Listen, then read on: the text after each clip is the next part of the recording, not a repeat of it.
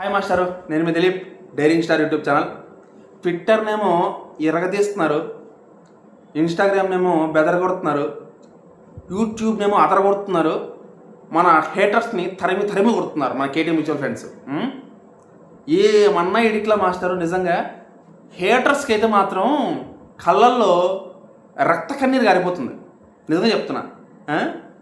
మన కళ్యాణ్ సాంగ్ వచ్చింది కదా, ఆ సాంగ్ వచ్చిన తర్వాత నుంచి ఆ హీరోయిన్ని మర్చిపోయారు అందరూ. మన కళ్యాణ్ పక్కన ఎవరు హీరోయిన్గా చేసినా సరే ఆ హీరోయిన్ మర్చిపోయి మనకు తనుజని కలిపేసి ఎడిట్ చేసేస్తున్నారు.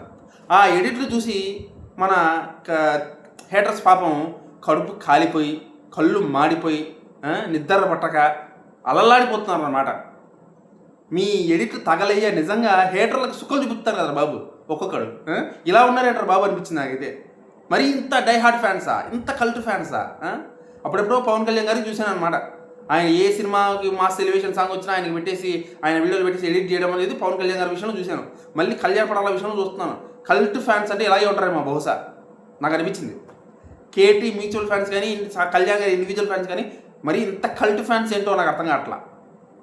అంటే నేను కల్ట్ ఫ్యాన్ అనుకోండి, బట్ నాకంటే మించిపోయారు. నేనే అనుకుంటే నాకంటే మించిపోయారు చాలామంది, చాలా ముందుకు వెళ్ళిపోయారు. మీరు ఇలాగే చేయండి, మీకు అస్సలు మీరు తగ్గద్దు ఆపద్దు. హేటర్స్కి మాత్రం పగిలిపోవాలి, కడుపులు పగిలిపోవాలి. ఆ గ్యాస్ ఫుల్ అయిపోయి వాళ్ళకి నిద్ర కూడా పట్టకూడదు. మీరు ఇలాగే చేయండి, అదిరిపోయింది. బట్ లిమిట్ దాటద్దు, ఓకేనా? నాకు బాగా నచ్చినాయి. లిమిట్స్ క్రాస్ చేయకుండా ఈ రేంజ్ రెడీస్ చేస్తే చాలు. ఇంకా హేటర్స్కి సుక్కలే. నాకు అనిపించింది, అభిప్రాయం చెప్దాం అనుకున్నాను, వీడియో వేస్తున్నాను అంతే. ఓకేనా? బై.